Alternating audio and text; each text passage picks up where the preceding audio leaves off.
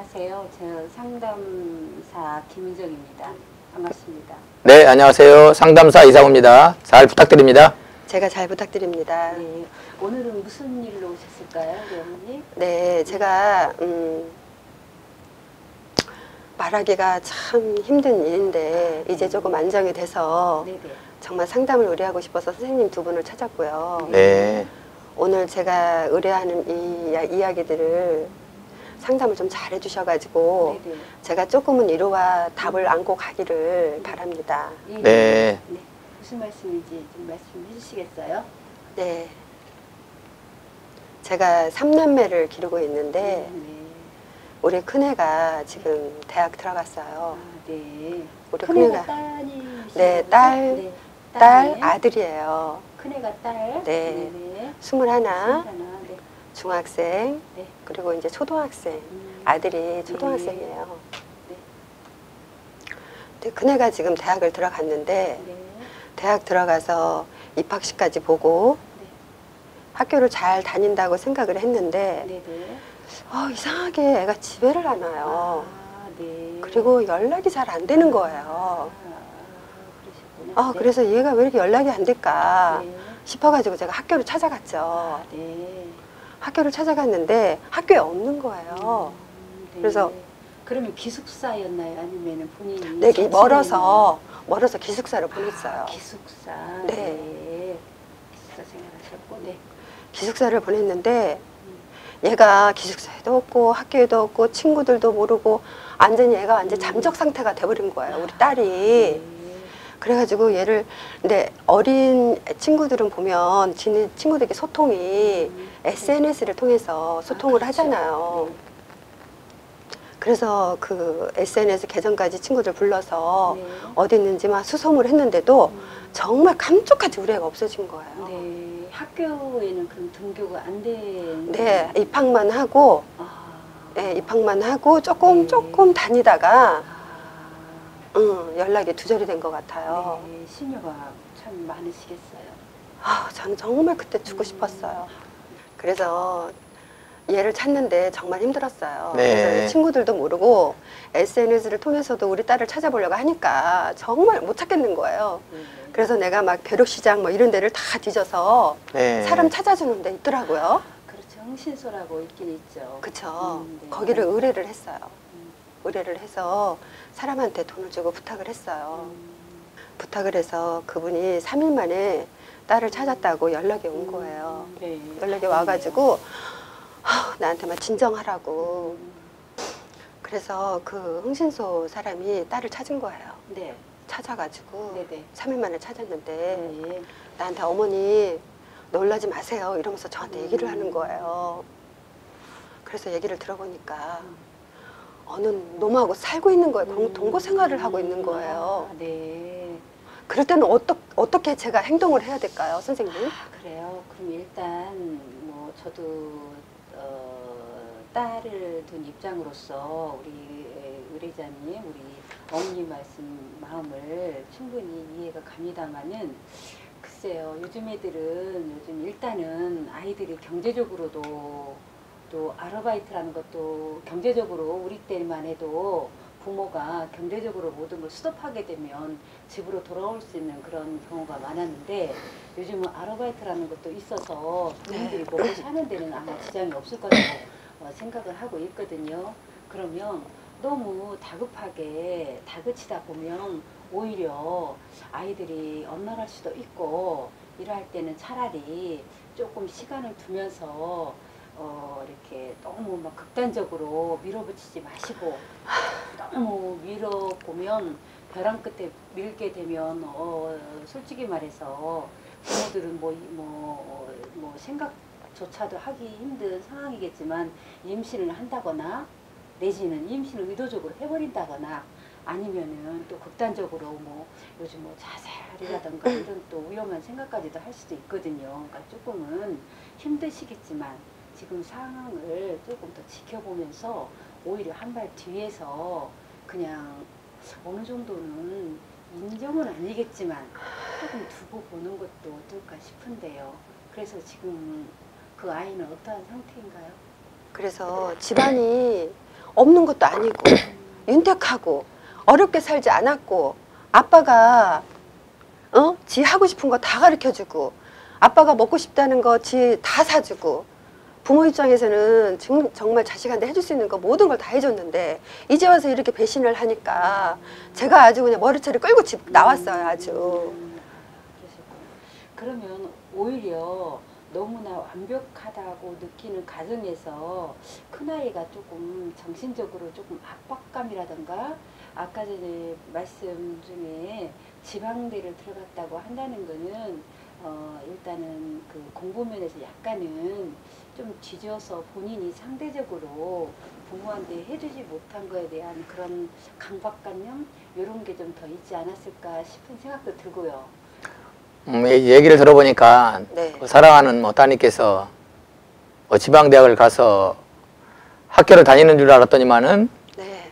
알고 보니 네, 다른 남자하고 이제 동거 생활을 이렇게 한다고 했는데 결과적으로는 20대하고 40대 한 20년 정도 차이 나고 20년 정도 차이가 나기 때문에 그 부모님으로서는 이제 당연히 따님을 갖다 혼내켜야 되겠지만 일단 필히 꽂혀 있기 때문에 바로 빠져나오지는 못해요.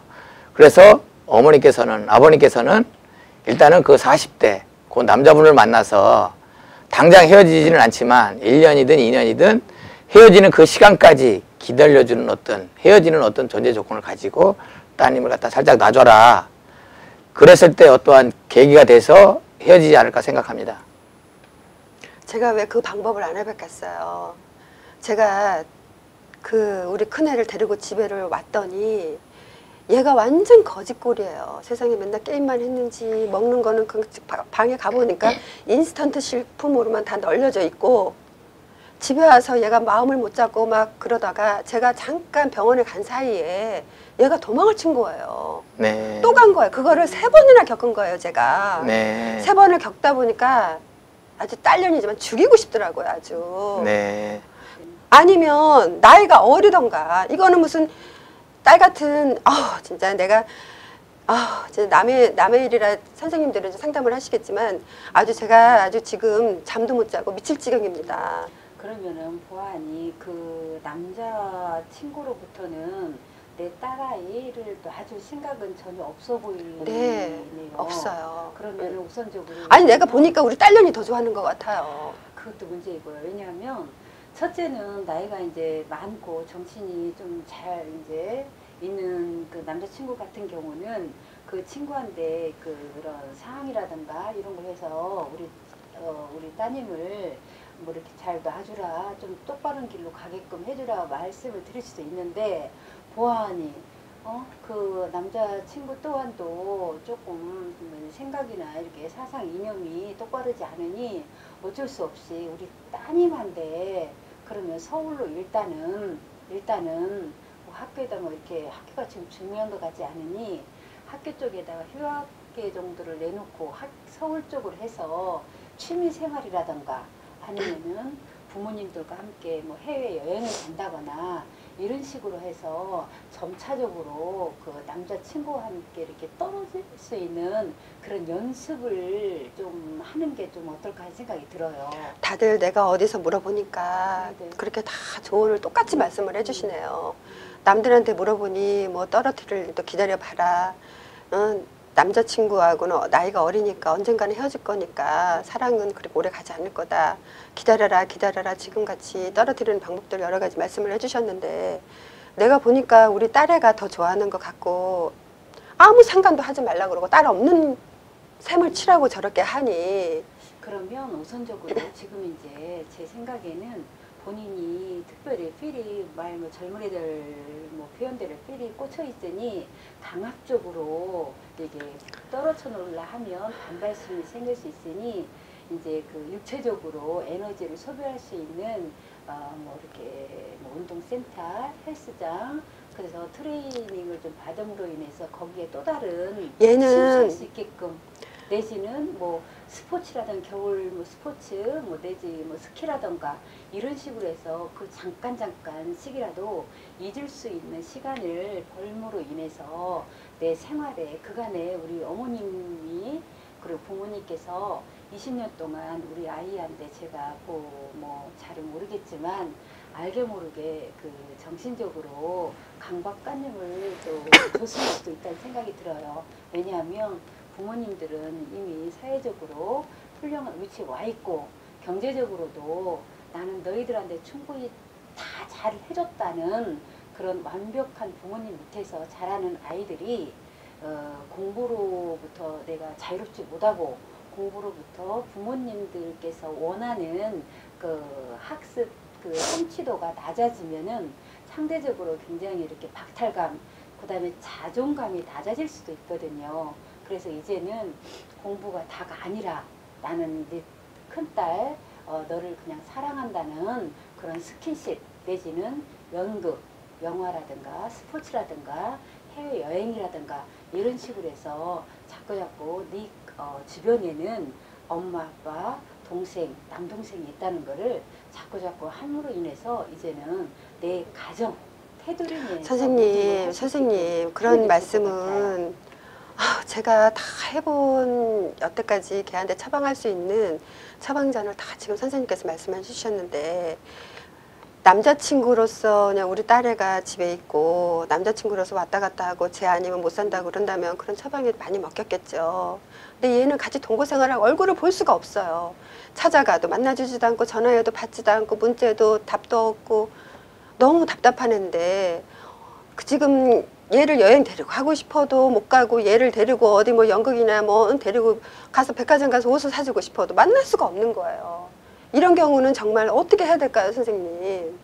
네, 뭐 지금까지 좀 말을 들어보니까 결과적으로는 따님께서 그 남자분한테 피리 꽂혀 있고 불타는 사랑을 하고 있는 관계이기 때문에 그걸 끊어내려고 하면은 뭐 자살 내지는 우리가 알 수 없는 우발적인 어떤 행동들이 있기 때문에 무서운 거예요. 그래서 이제 부모님께서는 일단은 인정을 해주면서 어떤 해법을 찾는 게 낫지 않을까 생각합니다. 부모님께서는 어떻게 생각합니까? 살게 해줄 건지 아예 파산을 시킬 건지. 내 딸년이 죽을까 봐 내가 참고 있는 거지. 그렇지 않으면 아주 그냥 데려와서 진짜 죽이고 싶지만 글쎄 그 사건 딸애가 그 사건을 일으킨 이후로 아빠가 한의사잖아요. 네. 의사인데도 불구하고 쓰러져 가지고 심장마비로 죽을 뻔했다니까요. 네. 그래서 지금 병원까지도 다 닫고 지금 요양 중인데 아빠는 내비둬라 이제 와서 어떡하니. 아빠는 딱 딸애한테 문자 메시지 딱 한 번 했어요. 네. 뭐라 그랬냐면 우리 딸 사랑해, 너 믿는다. 네. 이렇게만 보내고 가만히 있는 거예요. 아빠는 가만히 있고 나만 아주 애달아 죽는 거예요, 아주. 그러니 이 애를 갖다가 어떻게를 해서 돌아오게 해야 할지 이 방법 저 방법 다 써보니 듣질 않으니까 내가 선생님들한테 이렇게 자문을 구합니다. 선택은 어차피 선생님께서 의뢰인께서 해야 되기 때문에 강압적으로 끊어내는 게 하나가 있고 또한 기다려주고 인정해주면서 시간 속에서 그 남자 친구한테 네. 시간을 가지고 1년이든 2년이든 정리를 해주는 어떤 조건을 다루는 게 하나가 있고 어차피 선생님께서나 사랑하는 아빠나 따님이나 망가지면 안 되지 않습니까? 한 집안이. 현 상황에서 망가지지 않는 게 뭔가를 고민하면서 의뢰인께서 엄마로서 엄마가 따님의 엄마 뱃속에서 10달 동안 있다 아이를 탄생시켰기 때문에 사랑이라는 것은 아빠보다는 지극히 강할 겁니다. 그러다 보니까 선생님께서 선택을 어떻게 할 거냐의 싸움에서 지혜롭게 현 상황에서 망가지지 않는 게 뭔가를 고민은 해야 될 것 같습니다. 왜냐하면 의뢰인은 우리뿐만 아니라 여기저기 다 상담을 의뢰해서 답은 가지고 있는 상황에서 답답해서 또 우리 상담사들한테 의뢰를 한 겁니다. 네, 결정은 망가지지 말아야 된다. 아니 제가 답답해서 구타는 무당 점집까지 갔었잖아요. 네. 근데 거기서도 선생님하고 똑같이 말씀을 하시더라고요. 기다리는 수밖에 없다. 네. 아직 어리니 사랑이 뭐 불타는 것도 잠시고 데려와서 집에다가 앉혀서 감금해도 또 나갈 것이고 지금 같아서는 딸이 마음을 돌려야 되니 기다리라고 하는데 두 선생님도 그렇게 제가 기다리고 그냥 있어야 될까요? 저도 기다림 중에서도 참 좋은 말씀 같은데 저도 긍정적으로 기다림이란 단어를 제가 선택을 하고요.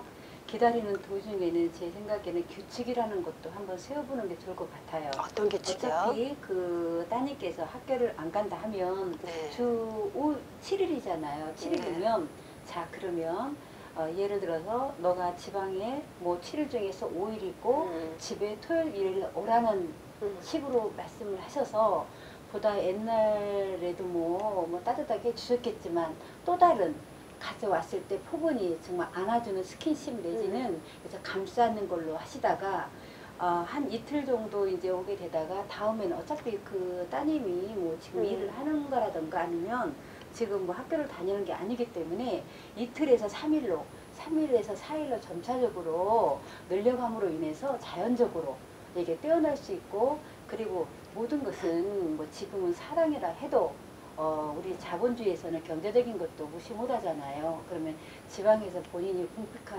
궁핍하게 살다가 집에서 오게 되면 물론 경제적으로도 좀 풍요롭고 정서적으로도 굉장히 안정적인 가정 그거를 꾸리는 게 가장 좋은 것 같고 그리고 일단은 이제 가시적으로나마 부모님께서 그 남자친구를 인정을 하되 너가 아직 어리고 네 친구들이 아직 어리니 임신에 대한 불임에 대한 교육을 철저히 해주셔서 최소한의 임신을 위해서 속된 말로 이렇게 자기 인생을 구렁텅이에 넣지 않는 방법으로 하는 것이 조금 굉장히 조금 급선무가 아닐까 싶습니다. 어떻게 마음에 진정되셨나요? 아, 네, 알겠습니다. 선생님 조언 너무 감사하고요. 네네. 제가 한번 선생님 조언하신 대로 네네네. 한번 딸하고 협의해서 한번 만나서 네. 한번 잘 해보도록 하겠습니다. 네네. 선생님 감사합니다. 네, 네, 맛있었습니다. 감사합니다. 네, 네, 힘내십시오. 감사합니다.